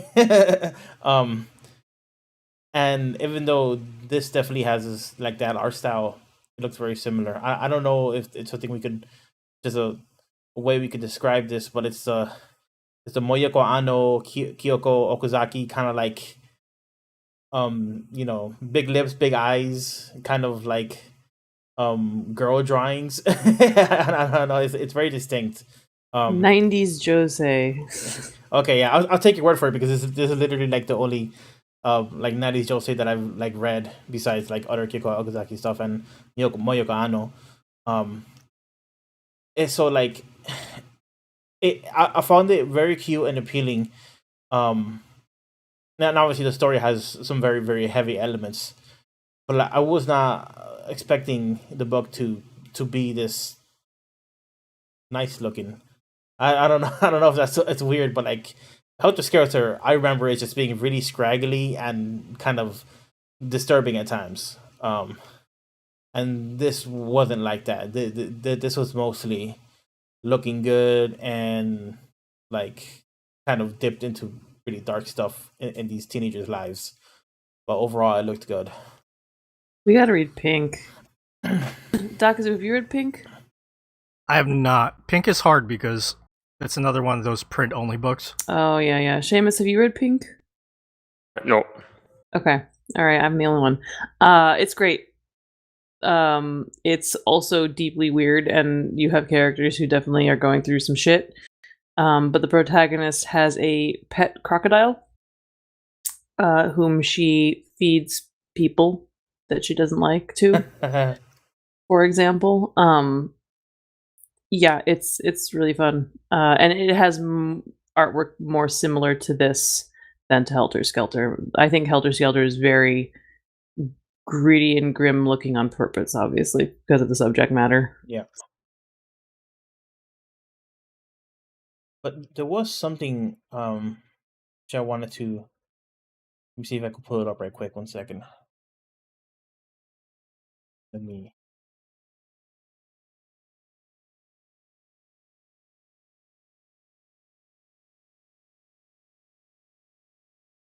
Okay, yeah. So I made note of this page because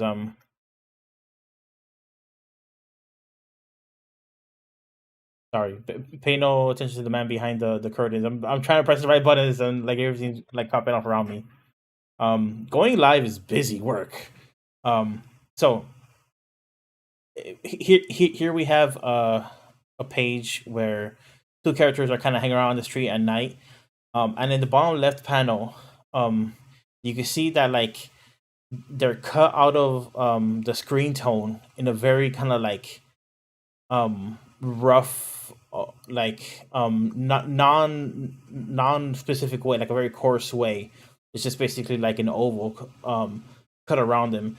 And like I don't know why, but I haven't really noticed that a lot. But like the rest of the book is like that too, where like if you look at the top right, the screen tone shadowing is like really non-specific, and it reminded me a lot of like um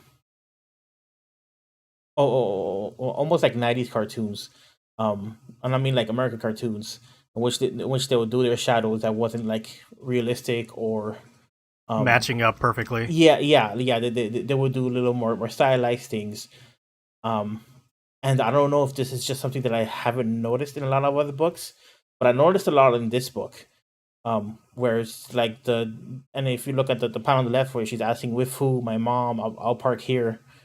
Like the face profile that we have on the right side of the panel, um, the cutout for the screen tone is kind of following her nose and her lips, but just barely.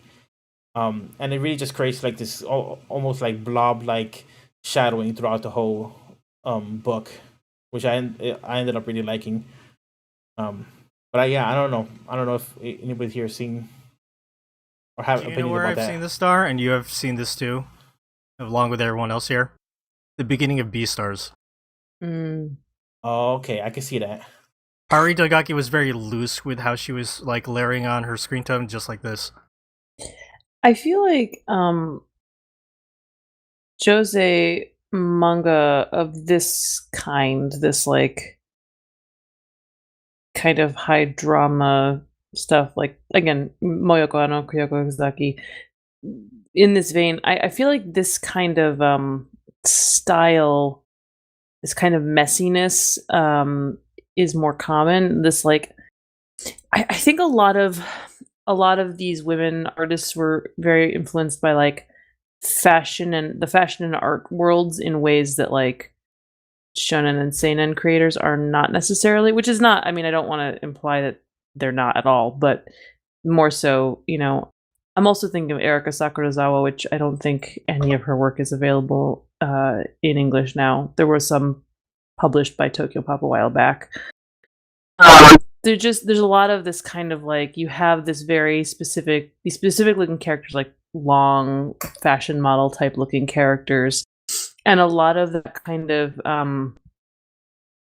attractive disheveledness, that dishabille, you know what I mean? Like that, like very fashionable kind of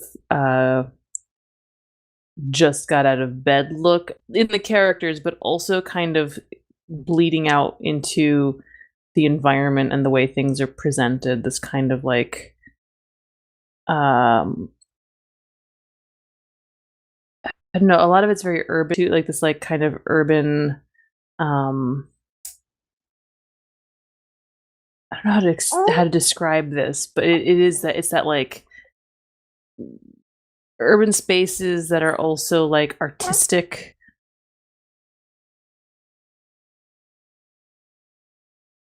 But yeah, I feel like I've seen it in a few places, but I definitely think only older stuff. Anything before like 2005. I don't know that I've seen much recent like this that has that kind of. Well, I think part of it is that screen tone stopped being used. Yeah. Yeah.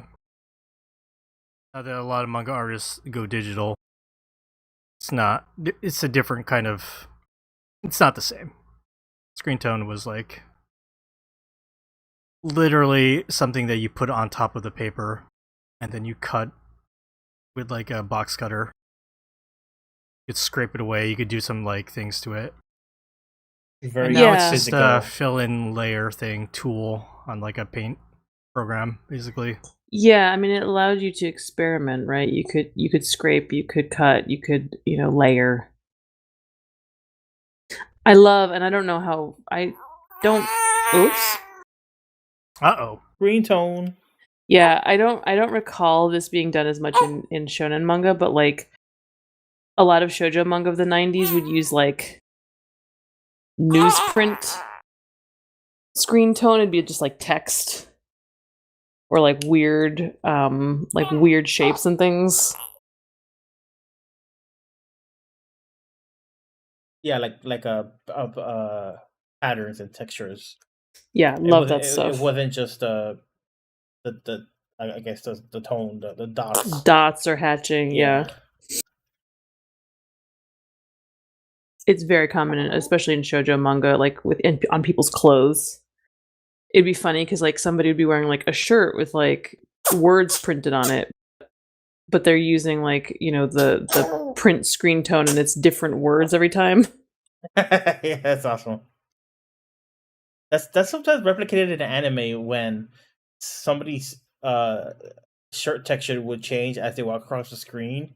I'm not sure what the difference is in anime, but like that same kind of screen tone kind of idea appears when like it looks like there's just a texture behind the screen and the shirt is letting you see through to that texture. Love it.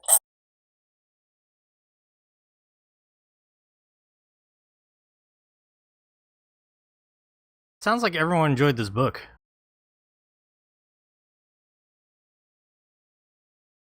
I mean, how can an anime manga involve teenagers dying? Oh, hey, how many? Just only one teenager just dies, one right? died. One's enough. Like A couple get maimed and kind of really hurt. We got faked out twice on Remy's death. Yes, Remy is a survivor. Girl, like I feel so bad for her. I feel bad for all of them. I know. They're all hot messes. Everyone in this manga is a hot mess. I don't feel too bad about Kananzaki. Yeah, the boyfriend. I'm he sure. sucks. I'm sure he also has shit going on because he's like a young kid and probably fucked up in the brain by some other shit. But well, they do talk about his father's company went out of business, and then his father ran off. Yeah, and now his father's run off again with a 45-year-old woman. Yeah, I'm sure there is shit going on with him. A little bit of sympathy, but for the most part, he's kind of a shitty asshole. He is the least likable, yes. Yeah.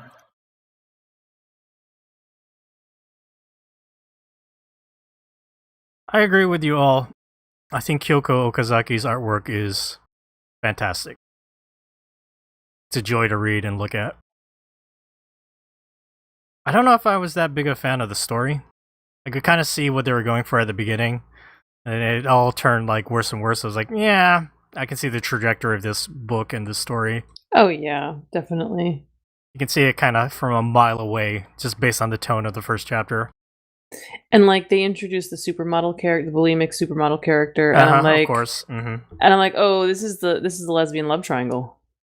This is the girl who's gonna be like, hey, main character, I got the hots for you. I knew it. I just like felt it in my water. It's like it's happening.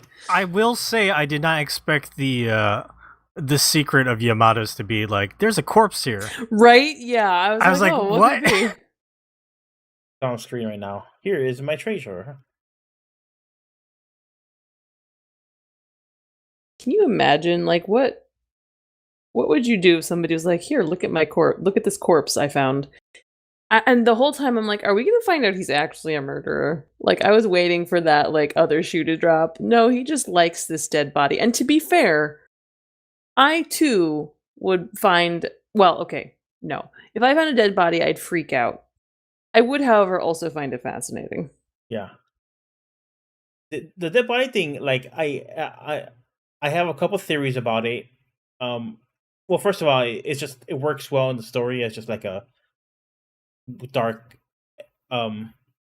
it enters a darkness in the story that at first seems a little bit out of place, but it's not out of place at all. But like, what year was this? Did you say that this 93. 93 was that after Stand By Me? I remember yeah. hearing Stand By Me was like massively popular in Japan for some reason. Like everybody in Japan, like of a certain generation, have seen and know Stand By Me. 1986. Okay, yeah, so it's quite a few years after, yeah. So, I think there's that throughput of inspiration along with, I think I might have talked about this before, but I've watched a couple of true crime / weird stuff that happened in Japan or like weird Japanese internet mysteries. Videos on YouTube. There's a few YouTubers that are, they just make videos about like, hey, here's this weird unsolved case about a missing person. And there's been a couple that I've watched about like a body in a bag by a roadside, and they never figured out how I got there. And then one of them, like high school kids, would walk by every single day, and they saw the bag, but they didn't think it was anything weird or bad. They just thought it was garbage. And then one day they kicked it, and like an arm fell out. So so they're like, oh shit, it's actually a body, and it became a big thing, right? So like I wonder if there's like these throughputs of just like like that idea of loss of innocence of finding a body that's like kind of part of Japanese pop culture in like the early 90s.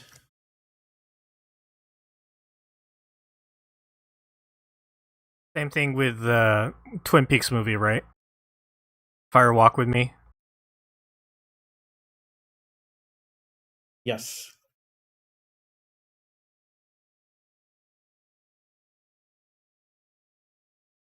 I think it would be interesting to kind of like, I'm sure someone's done it before, like research the pop culture, like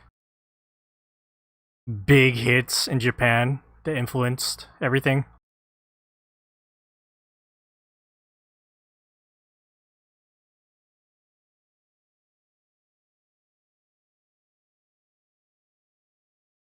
Wait, Jerry O'Connell was one of the kids in Stand By Me? Who's Jerry O'Connell? If you see a picture of him, you'd recognize him. Yeah, I'm gonna look him up. Sliders.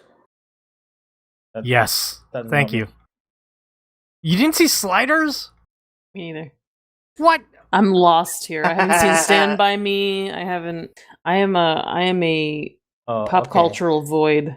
Okay, he's a guy from Kangaroo Jack. I know who Jerry O'Connell is now. I haven't seen Kangaroo Jack. What about you guys? What about Joe's Apartment? No. That movie's gross. I don't blame you. Joe's Apartment is the most Oh, disgusting. that's the roach. That's the roach movie. That's the movie with all the talking roaches, and it's like it looks realistic. Starfox's Nightmare. I don't even think I've heard of this movie. People like it. It's supposed to be like a pretty funny movie, but it's gross. Is this a picture of him? I think is he like the chubbier kid? Yes. Oh. Yeah, the only person that I know who was in there is Will Wheaton. That's because I'm a Star Trek guy.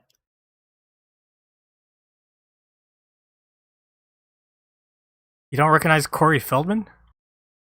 Who cares about Corey Feldman, really? I mean, you're right, but Really. anyway, Stand By Me talk aside. Back to River's Edge. Should we just break down all the characters and their issues? Yamada, he was the young gay kid, right? Yep. Yamada's interesting. Is this is this like I don't know, like manic pixie dream girl version, but like for like a gay stereotype of like he's a character. He's really aloof, and he doesn't react super visceral to like the bullying or the beating he gets. He's really kind of like he's always like disassociating essentially. And he has this really like macabre aspect to him. And at the end, I like when he was saying like, "Oh, I liked her better when she was dead." Talking about the girl who Right? burned to a crisp. His girlfriend or whatever. Tajima. Yeah, I was actually confused about that character because the first time I saw her was in the aquarium. Is that when she was introduced? No, she was introduced earlier. Okay, I must have missed it for some reason. It does kind of rolling a bunch of characters past you early on, but I was kind of confused with kind of what her deal was, if she was like a friend, but it was clear like how much she was kind of obsessed with him. And she's also kind of like a weird stereotype of the way she was drawn, as kind of like crazy with her eyes separating afterwards. Yeah, She yeah. had crab eye.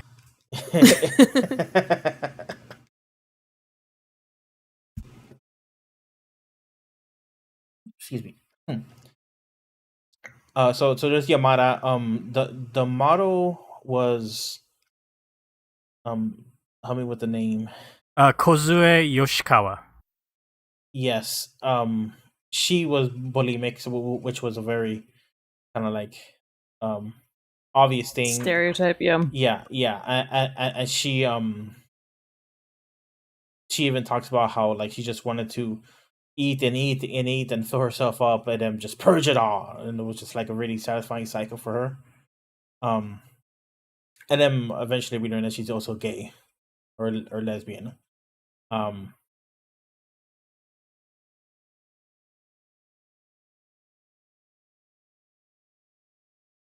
Was she really gay? Well, You like the main character. yeah, regardless of, yeah, she seems to have confessed to our protagonist. Kana? Was that her name? Main girl is Haruna Haruna. I think Wakakusa. well, keeping track of the names was a little bit hard. There are a lot of names that I'm not used to seeing, I think, in manga. Usually you get like very similar kind of standard Japanese names, but like Kanonzaki is like a weird one. Wakakusa is not one that I had really heard. They're very A little unique. bit less common, yeah. At least for the stuff we get here. And I guess her issues, the main character's issues, was she crushing on Yamada? I mean, she was definitely interested in him, and The main girl? yeah, I did not interpret that as being attracted to him, but more like being interested in him kind of in general, like he was an interesting person, and yeah. And he would feed the cats, and it was something that she took notice of, and was something that she kind of Can we talk about the heavily cats? identified with. Yeah. How in the middle of this book, random high school, are they in high school? They're in high school.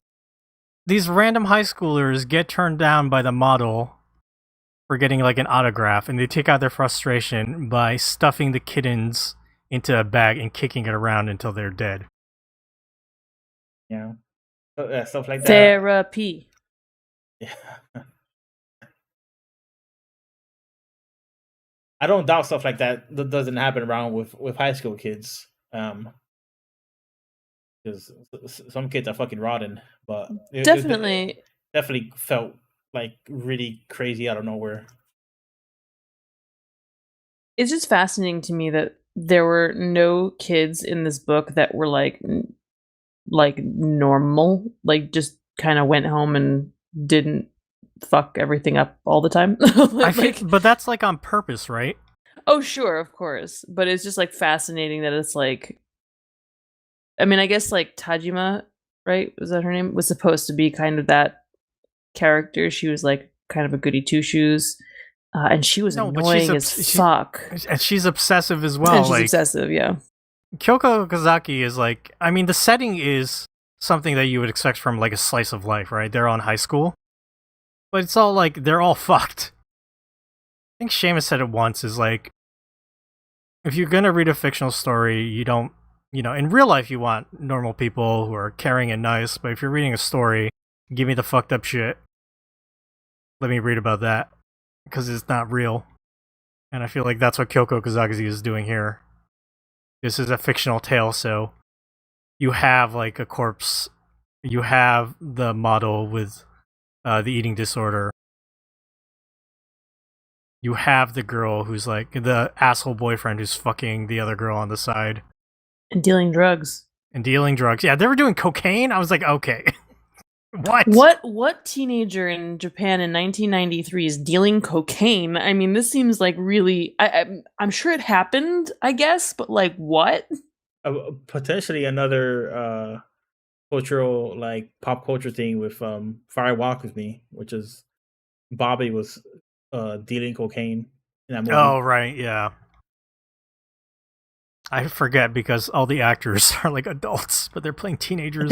Yeah, especially because Fire Walk With Me was like years after Twin Peaks first aired. Yep. So they got even older. And it's supposed to be a prequel. Yeah. I was gonna say, is the name Rumi? The girl he was sleeping with? The one with the older sister who was the shut-in as well. Yeah. I was gonna say, like, Ruby was one of the more like normal characters, even though they were doing bad stuff. But like, I don't know if that's true. Because like they had a really bad relationship with their sister. What's interesting with Rumi is I actually like, she was doing things that I should disapprove of. She was doing drugs and cheating with her friends, having sex with her best friend's boyfriend, which is wrong. But hold on there now. She also knew that like Haruna did not give a fuck about him. Sure, yes. But there was some. It's morally gray, I guess. But as a character, I actually kind of felt for her, especially when she got pregnant and didn't know. I was like, she's got, she's really dealing with a lot, and she had no help and nowhere to turn to. And even, after she was in the hospital, her friends were like, oh, I wish she had like told us about this. And I think Haruna was like reflecting that would she say something like, we talked all the time and we said nothing. We talked so that we wouldn't have to like, we would chat so we wouldn't have to say anything to each other. You know what I mean? Yeah. I think it's one of the reasons why I like that she survived, because it kind of really felt like when she got slashed across her chest, and then like beaten, it really felt just like too brutal for like it really didn't feel like she deserved it, and it kind of felt like a bad like trope or something. But then she survived. She literally like picked herself up and walked away. And then they come back to bury the body. They're like, "Oh, it's gone." Like, you dumbasses! Like, you like, are you gonna kill somebody and not like, or whatever it was, a crime of passion or whatever. But once you're at the road where you're gonna bury them, and like pretend like it didn't happen, you're not gonna like check the body. Kanazaki is a dumbass, though, and not somebody who could, like, get away with a murder. Yamada could get away with a murder. He was cool as a fucking cucumber. Yes. He worries me. And I thought it was really funny how they're like, oh, I know two people who could dig a grave. They're really good at it. And I'm like, I knew which two people they were talking about, and they were good at it, but I think it's really weird for him to be, like, recommending them on their behalf, you know what I'm saying? Like, no worries. I know some people. Like they're professional grave diggers or some shit. But yeah, I'm really glad she survived, and like you said, they once again later you think her big sister kills her. Just was it, and that was pretty nuts. Can you imagine being those parents walking back and you're like, you got these 2 teenage daughters and you're like, hey kids, we're home. We brought you back some treats. And then like there's blood everywhere and your girls are both like, what the fuck? Like nobody wants to deal with that. I have a feeling there's maybe a lot of talk. There's a whole lot of talk going on in that family. Right?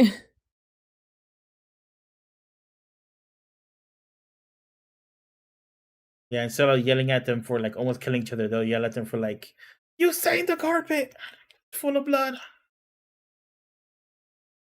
What do y'all think about the main character, Haruna? Because she kind of confused me a little bit. Like, I get that her deal is she's kind of like whatever about everything.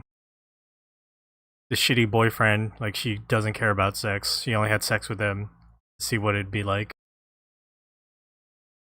She has a connection with Yamada and wants to be like closer with him. But she also like keeps like bending over for like the shitty boyfriend. Just kind of letting him do a lot of stuff. Well, it's like, I mean, and I think this is a problem with a lot of teenage girls is like, you don't know how to say no. You're not really taught how to say no or to like fight back. And she does push back on him, you know, a lot, I think, for, you know, teenage relationship. But for some reason, like, I don't know why they don't just break up. You know, like there's a lot of me being like, why doesn't she just say, hey, you know, thanks so much, but I'm not really interested, right? Because in some ways she's very mature. Like when she kind of realized later that she abandoned Kanonzaki when he was like in a really low point and she apologizes. You know, that's a very mature thing to do. But she also spends a lot of time being just very teenage girl, like not really knowing how to say no to him, not really knowing how to say I'm not really interested in you, not knowing how to say like, you know, like I don't like to me like he's beating up this kid. Like I would be like, I'm not interested in a guy who's violent. You know, like if you beat people up, like what does that tell me you're gonna do to me, right? You know, like just so like I would not mess around with a Kanonzaki, but I don't think she necessarily had the toolkit, the emotional toolkit to really like stand up for herself. I mean, she like right after, you know, when they're gonna dig the grave for Rumi's body and they show up and he's, you know what, not there or whatever. And then there's that whole confrontation with Yamada and she's like, no, I'm not in love with Yamada. I love you. You're the only one for me, blah, blah, blah. And she's just lying. And it's like so obvious that she's lying and she just can't stop. She's like, I'm just saying the thing that I'm supposed to say to calm him down because this is what you're supposed to do, you know? And then she lets him like take advantage of her and they have a whole bunch of sex and she doesn't enjoy it at all. And they're just, I'm like, what? Like to me, as an adult woman, I'd be like, why would you do that? Why would you let him do that? But she's a teenage girl. And in a time in, you know, history too, where I think girls had even less kind of education about how to stand up for themselves, especially in a romantic or sexual situation. Yeah, we could kind of interpret her as somebody who might be lonely or afraid of being alone, and kind of seeking like a deeper companionship, and maybe seeing that with Yamada and stuff that she could relate with him. But also she's stuck in this shitty high school with these shitty people. And what can you do, I guess? Right.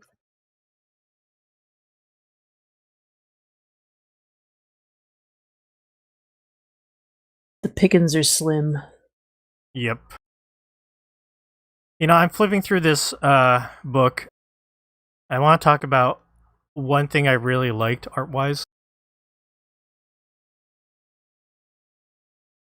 There is what is it? 127 is the page. This is right after like Haruna apologizes, says she's sorry to Kanozaki, and then lets him have sex with her, but she's more interested in watching like TV.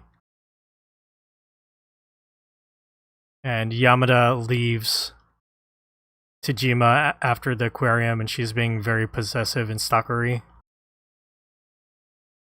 He goes and you see him, he's taking a shower, and there's like another man there. He's about to like have oral sex with him. And you turn the page, and that same mouth shot of him opening his mouth, then it goes to the model girl who's she is binging.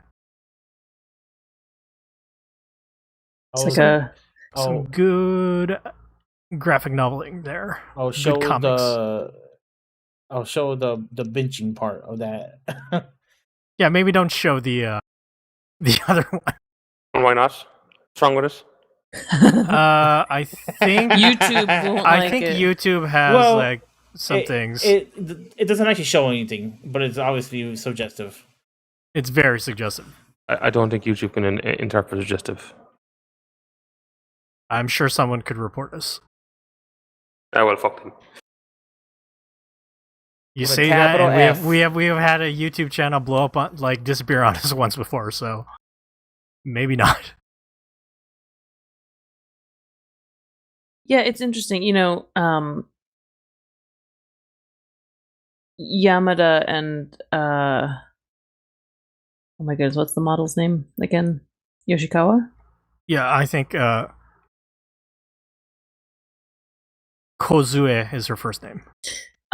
It's it's this parallel of their, I guess, their sins, because I mean the man that Yamada is involved with is much older, and I was trying to figure out, like, is he performing a like sex work service, or is he being like abused by a relative? Like, it wasn't clear. Like, it's clear that he's gay. He says that outright. But I don't know what this scene is implying, and they never really come back around on that. They don't like expand on that. Right.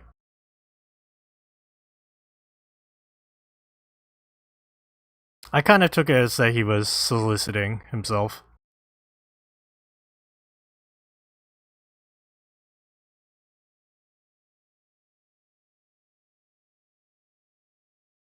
Delicious pizza.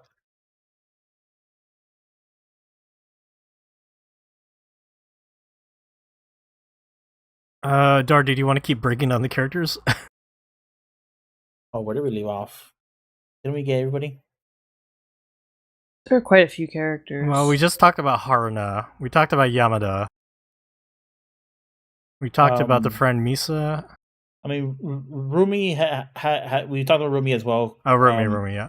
And her big sister, which is a shut-in, so she has her own issues. The girl who burned to a crisp. Tajima. What's her deal?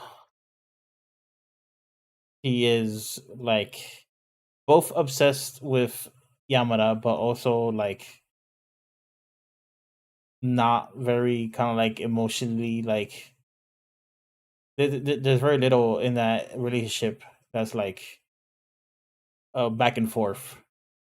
Yamada like told her to shut up because all she did was talk about herself and go on about this or that, which might have been him just being too harsh, but he was being harsh, but she was also really invested in this relationship that was based on nothing. Yeah. Right. She was like obsessed with him, but he had never really I mean, he decided to try dating her to see if he maybe did like women, and it didn't work out. And yeah, he should have dealt with it in a more mature way. He should have cut things off with her. But she was just really into him for no obvious reason. You know what I mean? She just couldn't stop. Like, she was just obsessed. Yeah, which is definitely its own problem. When the corpse showed up at the at the big reveal, like, I thought it was Haruna's mom at first. Until they just said it's the burnt limbs of Kanna Tajima. I was like, oh god. Is Haruna gonna have to deal with, like, even more shittier things? I thought that Tajima had self-immolated in front of her apartment because she was like, she had just like got like tipped over the edge and like set herself on fire in front of Haruna's apartment. I thought so too. That was my first reaction. But then, we were talking about Haruna's apartment had gotten burnt as well. Her room got burned because Tajima snuck in there and tried to burn it, and probably like caught on fire after trying to get away. Maybe caught on fire, but also maybe she just killed herself. It's kind of unclear, I think. Oh, there is something right after the reveal of like the burnt body, or there's like a 2-page spread of like the burning in like the middle of like the apartment complex. It's supposed to be a reprint from William Gibson, originally published in Robert Lungo. Seamus, do you know anything about this? What is this? I know the name. I think I read like one book of his years ago. That's about all I know.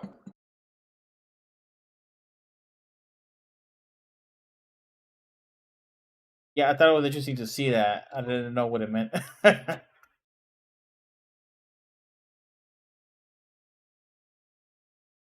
Oh, this is a guy who wrote Neuromancer. Yeah.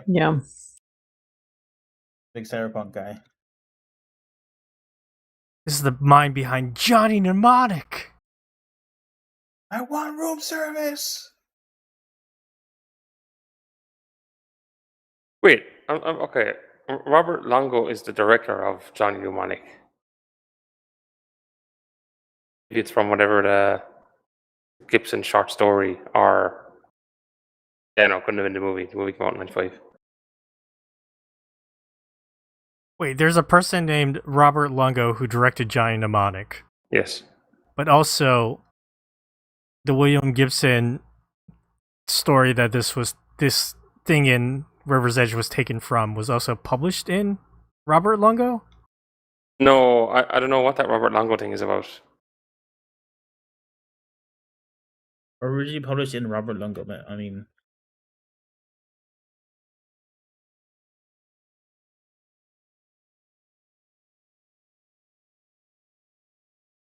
I didn't do research on this because I figured Seamus would have known. I don't know, is there some weird copyright thing with Robert Longo and whatever, like, that story was? Like, that's why they have to credit him for some reason. He owns the rights to Johnny Mnemonic. I guess so.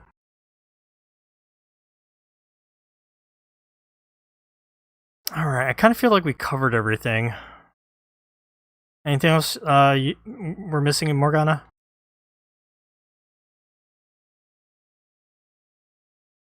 Not that I can think of. I wouldn't want to go to this high school. Oh no. Tell you that much. 100% don't want to be anywhere near anybody in the story. I like the cats. Maybe I'll be near them.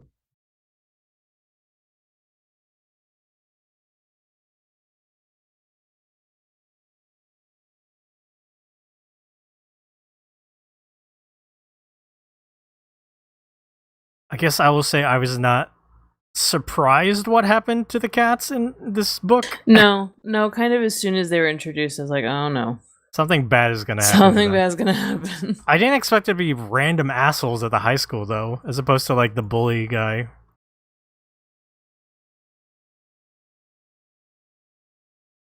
I don't know, I think it kind of fits with the whole...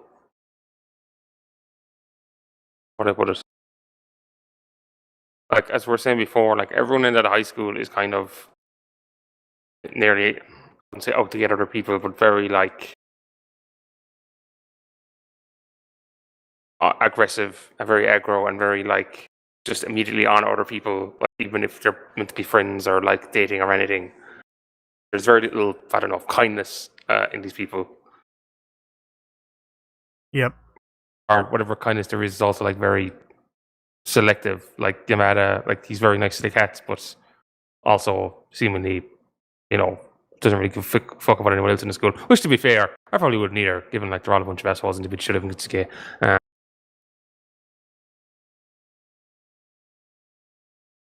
Yeah, you can understand his motivations, but also maybe he shouldn't have been dating Tajima in the first place. Well, I think it's a that kind of perfectly stuff. logical way to be like, right, these people are bullying me because they think I'm gay, so if I pretend to date someone, they might leave me alone. Yeah, that's probably a pretty common thing.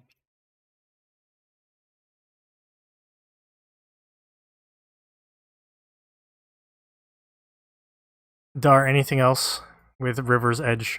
Apparently, in 1991, there was a book called Robert Longdon or Lungo published. Authors are William Gibson and Robert Lungo. I think it might be like an art book or a book of photography or something. Oh, and Because I think Robert Lungo was also like an artist and a photographer. And so that's what that's from. Okay. Yeah, it's published by Kyoto Shoin. So I think it's actually like might be a Japanese book, which would make sense. It was published 1991. That was 2 years before this manga serialized.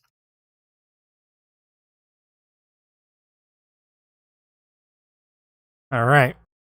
Dar, then, final thoughts about River's Edge? I liked it. It didn't really give me a lot of really negative feelings, even though there's a lot of negative stuff happens, especially towards the end. But I mostly just enjoyed it. I enjoyed the art, and I thought it was a good book. Very nice. I would say this book gave me negative feelings based on how bad things happen. Yeah, for some reason I was like, okay, yeah. But I love the artwork. Ultra Skelter gave me negative feelings. This one did not. That's weird because to me, Helter Skelter is like, I don't know, it's like such fiction at that point in that story that I was more like, yeah, whatever, sure. This is crazy and weird. Final thoughts for you, Morgana, for River's Edge? I really like it. I'm really glad there's more Kyoko Okazaki available in English. We need more, and more of her cohort in general. I definitely, again, I can't like blanket recommend it to everyone, but if you like a kind of twisted Jose weird shit, do it. Run, do not walk to your local bookstore. What about you, Seamus? Is this in running for top manga of this year for you? Just see what else I read this year, but yes, probably.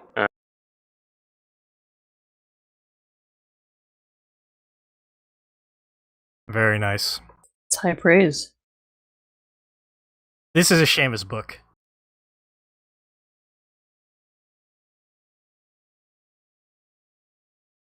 The teens are miserable and Seamus laughs. Are there teens? Yes, no, yes. Are they miserable? Yes, no, yes. Okay, Seamus might like it. I've heard Seamus talk about enough TV shows with like teenagers getting to like horrible shit to know that River's Edge something Seamus would like. Just because it involves kids doesn't mean it has to be like written for kids. Definitely. That's definitely this book. All right, everybody. We're gonna end this episode. I want to thank Darfox, Morgana, and Seamus for joining me. If you enjoyed this podcast, make sure you subscribe to us, review us, rate us on Apple Podcasts, Google Podcasts, Spotify. I saw we had some Spotify ratings and we're ranked pretty high, so thank you for those high reviews and high ratings. If you want to help our podcast out, you can buy us a coffee. I just realized I forgot to bring this up at the beginning of the podcast. Sorry, Darfox. It's fine. I'll forgive you.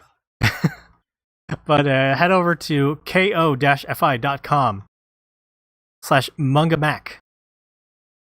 And you can buy us a coffee to help support us as we buy these manga for the podcast.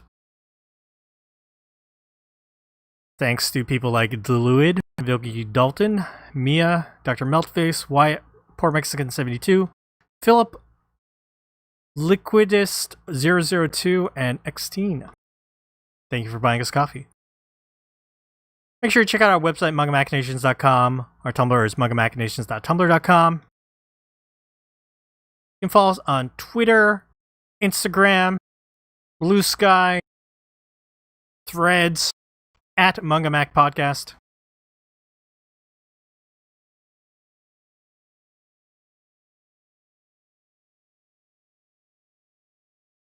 Send us emails, mangamachinations@gmail.com.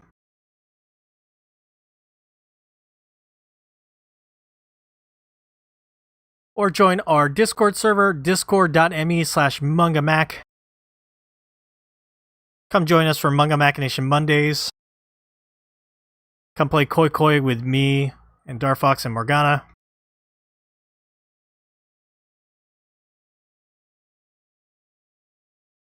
Make sure you subscribe to the YouTube channel where we record these episodes live. youtube.com/mangamactv.